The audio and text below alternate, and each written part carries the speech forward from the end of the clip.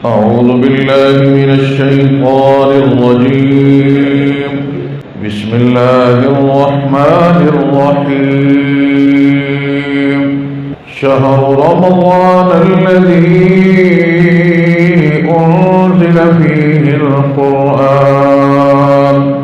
صدق اللہ العظیم. ہماری گفتگو یہاں تک پہنچی تھی، قرآن کریم کی صفات کا تذکرہ ہے. قرآن ہدی للناس ہے، قرآن بینات من الہدی ہے، اور پھر اس قرآن کا ایک خاص وصف یہ ہے کہ یہ فرقان ہے، حق اور باطل کے درمیان فرق کرنے والا ہے. جو شخص قرآن کو سمجھ کر پڑھنے والا بن جاتا ہے، اللہ رب العزت اس پہ حق کو واضح کر دیتے ہیں اور باطل بھی واضح ہو جاتا ہے. قرآن کریم کے اس وصف کو، فرقان کو، بعض اہل علم نے امتیاز سے بھی تعبیر کیا ہے، اور پھر مفہوم یہ ہوگا کہ قرآن لوگوں کو زمانے میں ممتاز بنا دیتا ہے. لوگوں کو جو قرآن پڑھتے ہیں انہیں بندوں میں ممتاز بنا دیتا ہے، انہیں نمایاں کر دیتا ہے. اور یہی وجہ ہے کہ ایک بچہ جس کی اتنی قدر و قیمت نہیں ہے، لیکن جب وہی بچہ ایک غریب گھر کا بچہ، ایک یتیم اور فقیر بچہ جب قرآن کا حافظ بن جاتا ہے تو اللہ اسے ہمارا امام بنا دیتے ہیں. تو لہذا ممتاز تو ہو گیا نا، سارے سردار پیچھے کھڑے ہیں اور وہ مسکین بچہ ہمارا امام ہے، ہمارا وکیل ہے. کس کے سامنے؟ اللہ کے سامنے. مدینہ منورہ میں ایک خاتون غلام لے کر آئی، اور وہ غلاموں کا کاروبار کرتی تھی. جس طرح آج کل لوگ گاڑیاں لاتے ہیں پھر بیچ دیتے ہیں، اسی طرح پہلے غلام لیتے تھے منڈی سے سستے، پھر مہنگے بیچتے تھے. کاروبار تھا، انسان بکتا تھا. یہ تو میرے محبوب کے آنے کے بعد انسان کو وہ عزت رفتہ دوبارہ ملی، اس کا بکنا بند ہو گیا. چنانچہ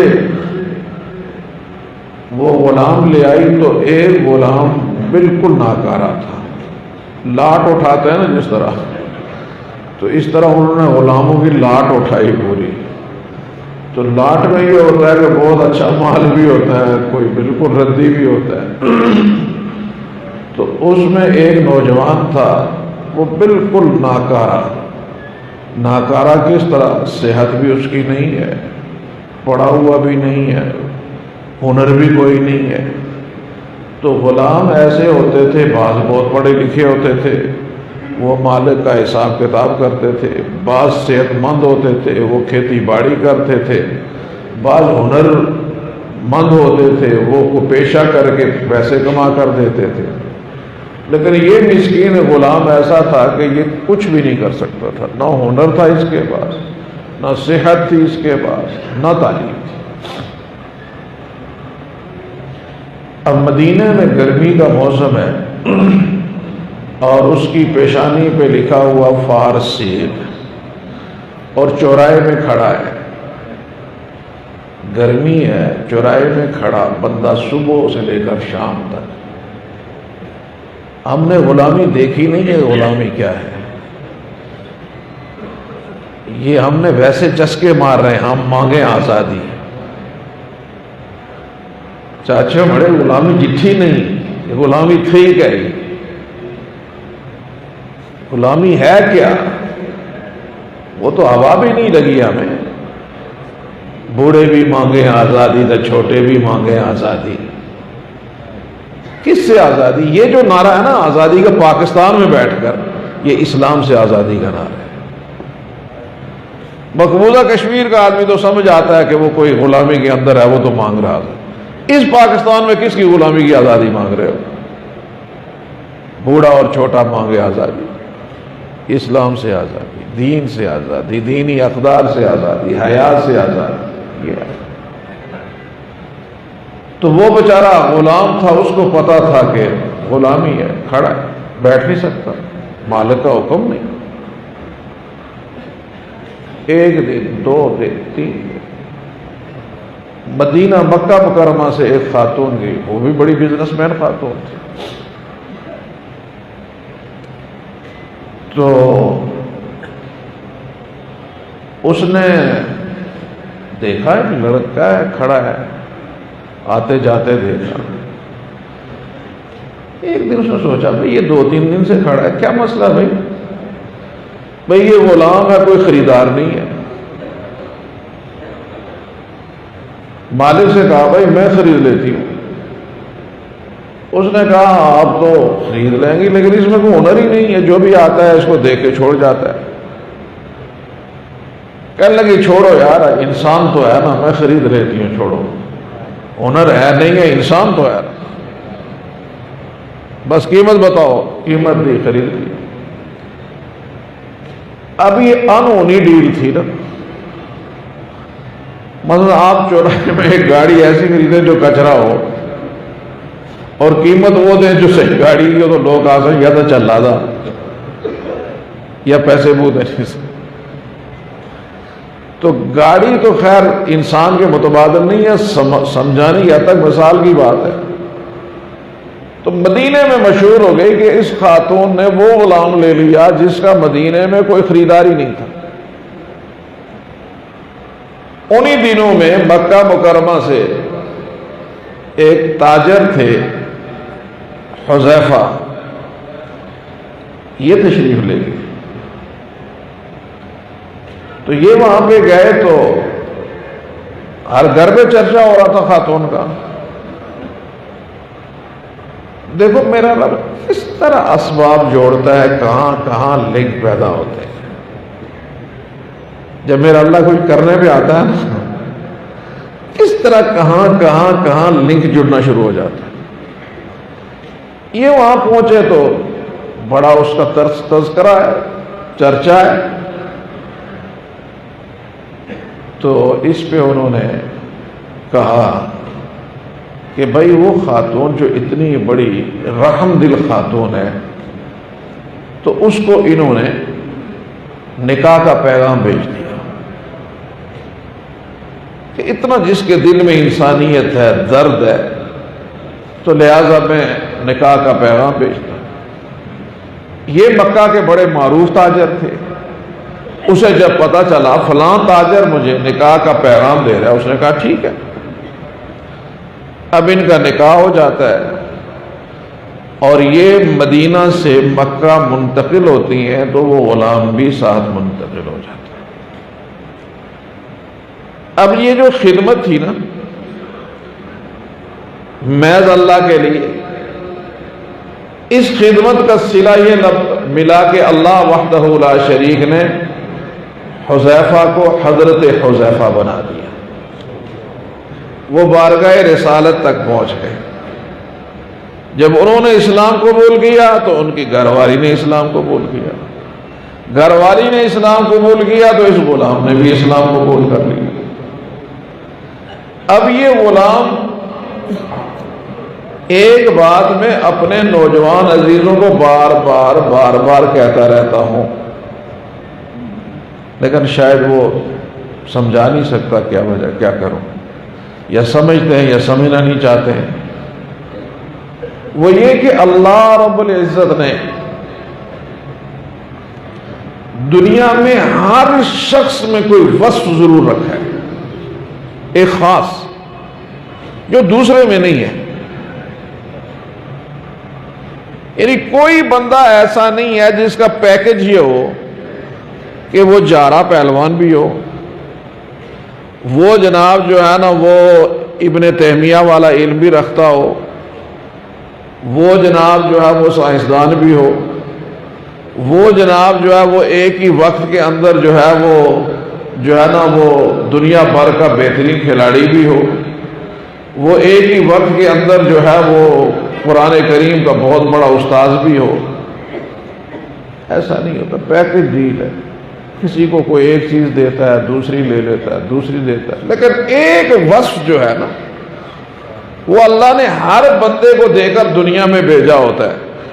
جو اس وصف کو لے گیا، پتہ چل گیا کہ اس کے اندر یہ کوالٹی ہے اور اس کوالٹی کے اندر وہ آگے گیا۔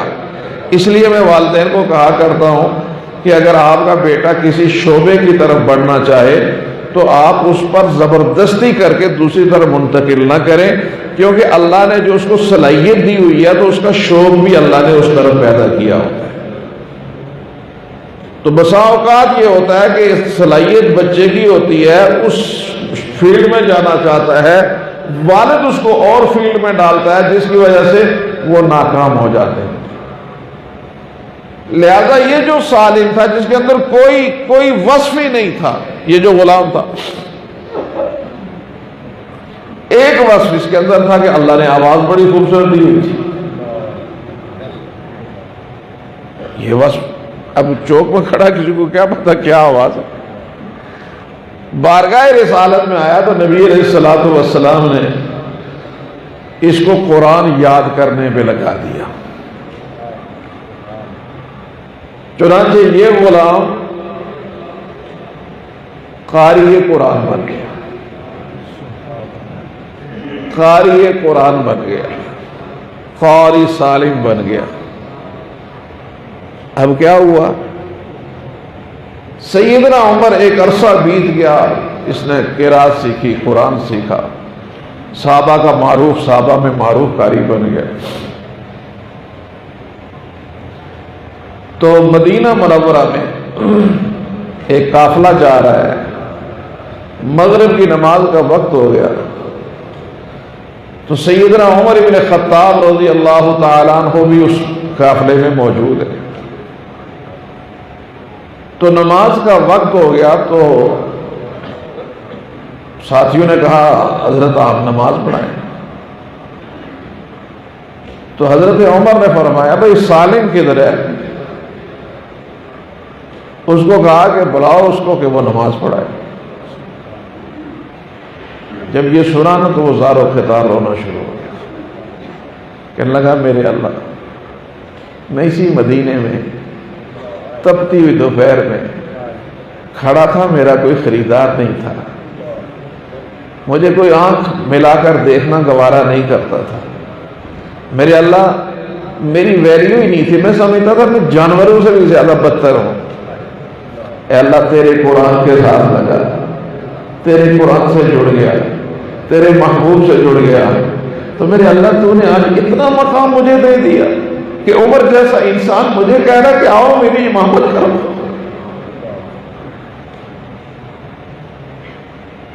یہ ہے قرآن، یہ ہے فرقان۔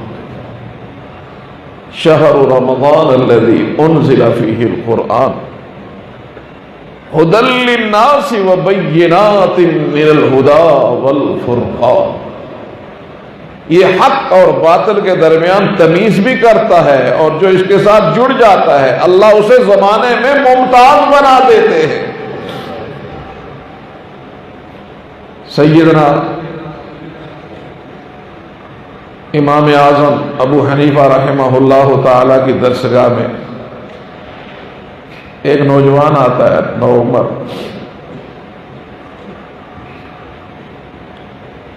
تو وہ گزرتا ہے، وہاں سے گزرتے ہوئے مجلس میں چلا گیا،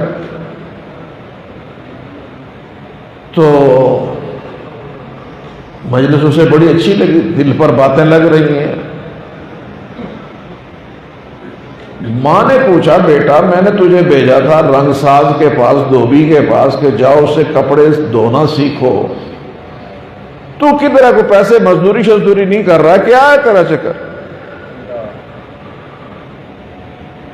تو انہوں نے کہا ماں سچی بات یہ ہے کہ میں امام صاحب کے پاس، ایک عالم ہے ان کے پاس جا کے بیٹھتا ہوں اور وہ پڑھاتے ہیں تو میں پڑھنا چاہتا ہوں۔ انہوں نے کہا بیٹا گھر میں فاقے ہیں، غربت ہے، والد تیرا نہیں ہے، تو میرا اکلوتا سہارا ہے، تو بڑھ گئے پڑھنا کھا، کھائیں گے کیا؟ ایسے نہیں ہوگا۔ جاؤ جا کے نوکری کرو، مزدوری کرو۔ کہا میرے استاد مجھے اجازت نہیں دیتے۔ بھائی مجھے لے چلو استاد کے پاس، بتاتی ہوں انہیں میں۔ بوڑھی اماں چلی گئی امام صاحب کے پاس۔ حضرت یہ بچہ ہم نے بھیجا تھا کہ ادھر مزدوری کرے، گھر میں غربت ہے، فاقے، تو آپ نے اسے انگیج کر دیا یہاں پہ، ہم کھائیں گیا؟ تو حضرت عمر رضی اللہ، حضرت امام ابو حنیفہ رحمہ اللہ تعالی نے بڑی شفقت کے ساتھ اماں سے کہا، اماں یہ جو دن کو مزدوری کر کے پیسے لائے گا نا، اتنے پیسے میں تمہیں دے دوں گا۔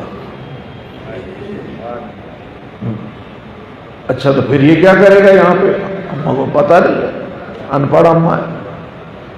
کہا میں اسے ایک علم سکھا رہا ہوں، اور اگر یہ سیکھ گیا نا اماں تو یہ پستے کے فالودے کھائے گا، پستے کے فالودے۔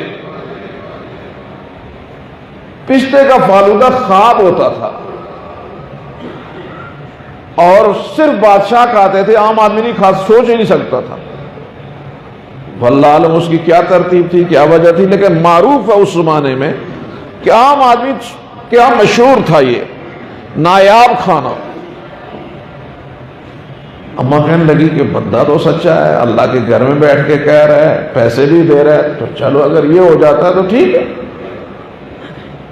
اماں کا کام بھی شروع ہو گیا، بیٹا بھی پڑھنے لگا، اور بیٹا پڑھ کے فارغ ہوا تو زمانے کے ساتھ اس کا تعارف ہوا، تو نام اس کا نکلا امام ابو یوسف۔ امام ابو یوسف رحمہ اللہ تعالی رحمتا واسعہ۔ اب جب اللہ نے یہ علم دیا، مقام دیا، امامت کے درجے تک پہنچ گئے، تو ہارون الرشید نے ان کو قاضی القضات بنایا، چیف جسٹس۔ چیف جسٹس بن گئے۔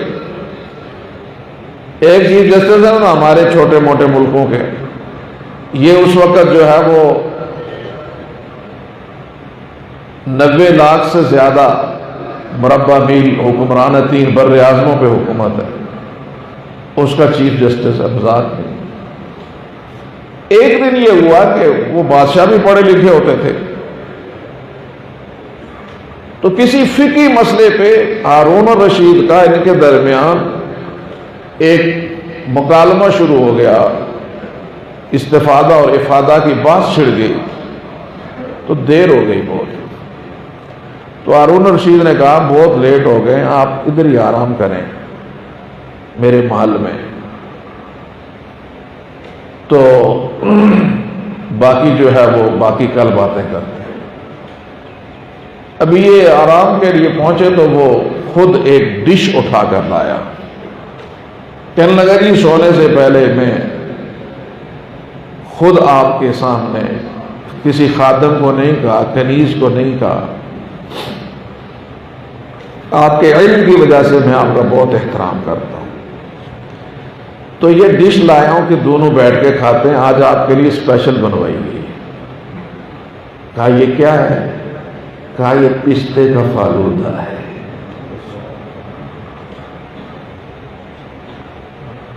امام ابو یوسف رونا شروع ہو گئے، رونا شروع ہو گئے۔ تو پوچھا کہ پستے کا فالودہ آیا، رو کیوں رہے ہیں آپ؟ اس میں رونے کی کیا بات ہے؟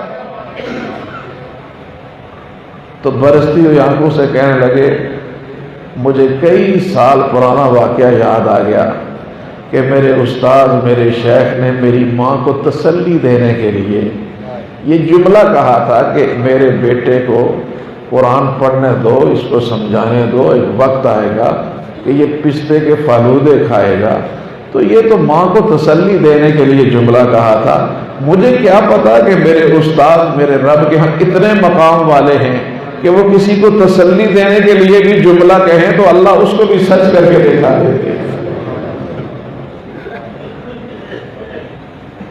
تو میرے قابل احترام دوستو، یا ایھا الناس شہر رمضان الذی انزل فیہ القرآن ھدی للناس وبینات من الہدی والفرقان فمن شہد منکم الشہر فلیصم۔ انشاءاللہ اس پہ کل ہماری گفتگو ہوگی جی۔ تراویح کے دوران حافظ صاحب سجدہ تلاوت بھول گئے، کسی نے لقمہ بھی نہ دیا، بعد میں مقتدیوں نے یاد دلایا تو کیا کیا جائے؟ تو اس کے لیے یہ ہے کہ جی جب یاد آئے تو سجدہ تلاوت جو ہے وہ کر لیا جائے۔ آج کل مختلف موبائل ایپس آئی ہیں جن میں 800 یا 1000 ڈالو اور 2 بندوں کو اس میں شامل کرو اور پتہ نہیں فری میں بغیر کچھ کام کیے پیسے لیتے رہو۔ کیا یہ پیسے جائز ہیں؟ یہ اس طرح کی ایپ بالکل درست نہیں ہے جس میں کسی کی شراکت جو ہے وہ اس طرح کی ہو کہ جس میں آپ کو کوئی کام نہیں ہے، جس میں آپ کو کسی کام کے عوض کوئی چیز نہیں مل رہی، تو لہٰذا اس طرح کی شراکت درست نہیں ہے۔ تیسری بات جو ہے وہ یہ ہے کہ آج ہمارا ختم قرآن ہوگا انشاءاللہ العزیز، 27ویں رات ہے، ختم تکمیل قرآن کی انشاءاللہ مجلس ہوگی۔ نماز عشاء ہمارے ہاں آج سے جو ہے وہ 8:30 بجے آج بھی پڑھی جائے گی، آج کے بعد 8:30 بجے ہی انشاءاللہ جو ہے وہ ادا کی جائے گی۔ جو دور دراز کے لوگ ہیں، قرب و جوار کے نہیں ہیں، ان کے لیے افطاری کا بھی انتظام ہم نے کر رکھا ہے تاکہ ان کو کسی طرح کی دقت نہ ہو۔ اللہ وحدہ لا شریک آپ سب کے آنے کو قبول و منظور فرمائے۔